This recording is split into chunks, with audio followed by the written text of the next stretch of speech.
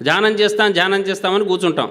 ఎందుకు ధ్యానం చేస్తాము అని చెప్పేసి అంటే కర్మలు తీర్చుకోవడం కోసం ధ్యానం చేసేస్తాం, ఉన్నదాని నుంచి వదిలిపెట్టేసుకుందాం. ఇవన్నీ కాదు జీవితం అంటే.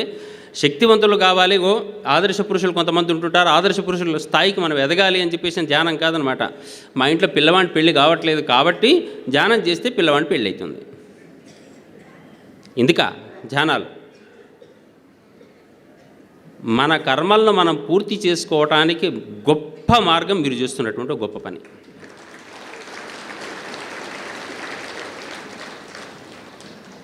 ప్రపంచం లోపల 3 మార్గాలు ఉన్నాయి మనని మనం సంస్కరించుకోవటానికి.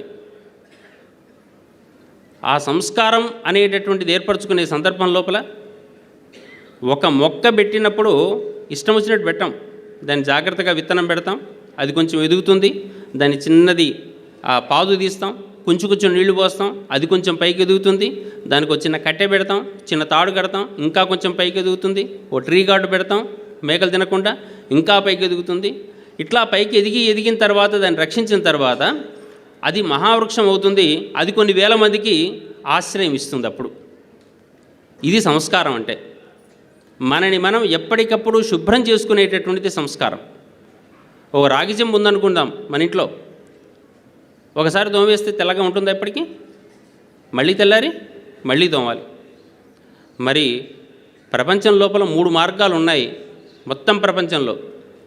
ఫస్ట్ వన్ ఈజ్ పరోపకారం అంటారు, free service without expectation.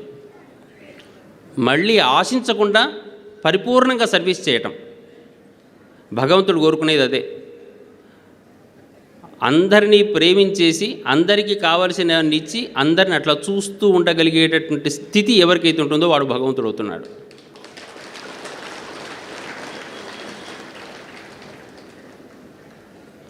Number 2, మనస్ఫూర్తిగా భగవంతుడు మనకు ఎంతైతే కలిగించాడో దాంట్లో నుంచి చాలా శాతాన్ని దానం చేసేయటం. మనది కాదు ఇది, ఇచ్చినటువంటి వాడి దగ్గర నుంచి మనం తీసుకున్నాం, మనది కాదు అనుకొని వదిలిపెట్టేసుకోవాలి. ఇది నాది, నేను దాచుకున్నాను అని చెప్పేసానంటే నిజంగా దాచుకున్నదంతా మీ దగ్గర ఉందా అంటే ఇప్పుడు ఉంటుందా? పోనీ అనుభవించగలరా? మీ దగ్గర నుంచి వసూలు సెంటర్స్ చాలా ఉన్నాయండి, దేవుడు వసూలు సెంటర్స్ మీరేం గుర్తించలేరు. ఇవాళ ఏ హాస్పిటల్ ఖాళీగా ఉంటే చెప్పండి నాకు. ఏ కార్పొరేట్ కానీ ఏ గవర్నమెంట్ కానీ ఏదైనా హాస్పిటల్ ఖాళీగా ఉందా? ఏ డయాగ్నోస్టిక్ సెంటర్ ఖాళీగా ఉందా? ఏ కోర్టు అన్న ఖాళీగా ఉందా? ఏ అడ్వకేట్ అన్న ఖాళీగా ఉన్నాడా? అంటే వాళ్ళందరూ వసూలు చేసుకునే సెంటర్స్ అనమాట. మనమే ముందుగా ఇవ్వకపోతే వాళ్ళందరూ లాక్కుంటారు. మంచిగా ఇక్కడ అన్నదానాలకు ఇచ్చేసేయండి. 10 మంది అన్నం తినేటట్టయితే వచ్చేటువంటి సంతృప్తి వేరు. పుణ్యము పాపం అంటే 2 పదాలు ఉన్నాయి మనకు. భగవంతుడు అనేవాడు కూడా ఎవరైనా ఉండేటట్టయితే పరోక్ష ప్రియా ఇవహి దేవాహ అంటుంది వేదం. ప్రత్యక్ష ప్రియుడు వ్యక్తి. పత్రిసారి పక్కన కూర్చున్నాను, మీరండి గొప్పవాళ్ళండి, మీకు గడ్డం తెల్లగా ఉందండి, మీకు చాలా గొప్పగా ఉన్నారు, మీకు పొడుగ్గా ఉన్నారండి, తెల్లగా ఉన్నారంటే నాకు ఏదో కొంచెం చందా కావాలని అర్థం, అంతకని ఇంకేం లేదు. నాకు ఏదో పని కావాలి కాబట్టి ఆయన పొగడతాను పక్కకు వచ్చి. ఆయన లేని సందర్భంలో ఆయన గురించి మాట్లాడుకునేటటువంటి ఉన్నది చూసారా, అది ఆయన పుణ్యానికి సంకేతం. ఇంతవరకు బాగానే ఉంది, కానీ మనం లేనప్పుడు మన గురించి పాజిటివ్గా పరోక్షంగా ఎంతమంది మాట్లాడుతున్నారు? మనం లేనప్పుడు మన గురించి పాజిటివ్గా మన గురించి ఎంతమంది మాట్లాడితే అంతగా మనం విస్తరించే వాళ్ళం అన్నమాట అర్థం. దీని పేరు పుణ్యము అంటారు. పురుషులందు పుణ్యపురుషులు వేరయ్యా అంటే, పుణ్యపురుషులు అంటే వాళ్ళకి కొమ్ములు గింపులు ఏముండవు, వాళ్ళు విస్తరించిన వాళ్ళు అవుతారు. ఆ విస్తరించిన తత్వం మనకి ఎంత ఉంది అనేటటువంటిది మోస్ట్ ఇంపార్టెంట్. కాబట్టి మనం కర్మ సిద్ధాంతంలో కనుక చూసుకునేటట్టయితే మనం విస్తరించాలి అన్నప్పటికీ కూడా మనకు ఉండేటటువంటి కర్మల నుంచి బయటపడిపోవాల్సిందే. మన మనస్సు ఏ వైపు అయితే లాగుతుందో దాని నుంచి మనం వెనక్కు లాక్కొచ్చుకోవాలంటే కొన్నిటిని వదిలేయాలంటే దానం చేసుకోవాలి. మూడవది ఏంటి? మొట్టమొదటిది పరోపకారం, ఫిజికల్గా చేసేటటువంటిది, శరీరంతో వచ్చేటటువంటిది, చేతులారా చేసే సేవలు. రెండవది దానం. ఈ బుద్ధి, ఈ శరీరం భగవంతుడు ఇచ్చాడు అని చెప్పేసి నమ్ముతున్నాం కాబట్టి ఆ బుద్ధి ద్వారా, ఈ శరీరం ద్వారా మీరు సంపాదించేటటువంటి ధనం లోపల నుంచి ఇంత శాతం మనది కాదు, పూర్తిగా స్థాయిగా లోకానికి, పశుపక్షులకు, ప్రకృతికి అంటూ ఇచ్చేటటువంటిది దానం. ఈ మూడవది ఏంటంటే ఇప్పుడు మీరు చేసేటటువంటి ధ్యానం.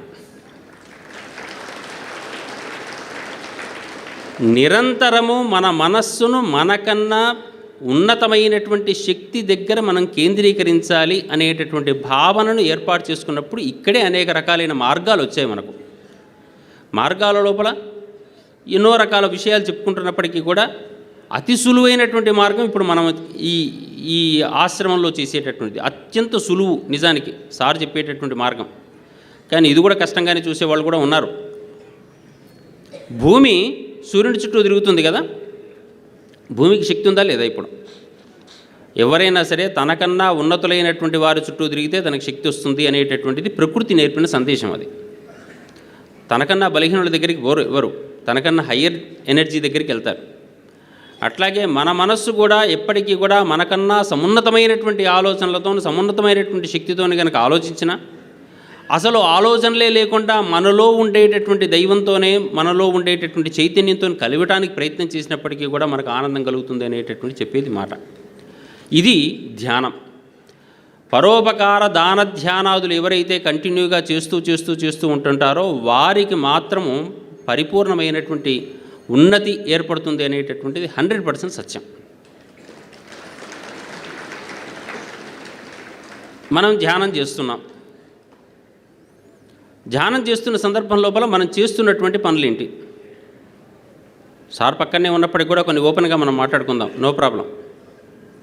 కళ్ళు మూసుకొని కూర్చోండి. సార్ నిన్ననో మననో టీవీలో ఒకసారి ఎందుకో పెట్టగానే చూస్తున్నా, కూర్చోవాలి అని చెప్పేసి చెప్తున్నారు. సార్ దగ్గర నేర్చుకున్నటువంటి వాళ్ళైతే అదృష్టవశాత్తు శరీరాన్ని కూర్చోబెట్టడం అలవాటైంది. సార్ కూర్చోవాలనేది ఒక్క శరీరాన్నే కాదండి, మనసును కూర్చోబెట్టాలి. మనకు 3 అంగాలు ఉన్నాయి. 3 అంగాల్లో బయటికి కనిపించేది దేహం.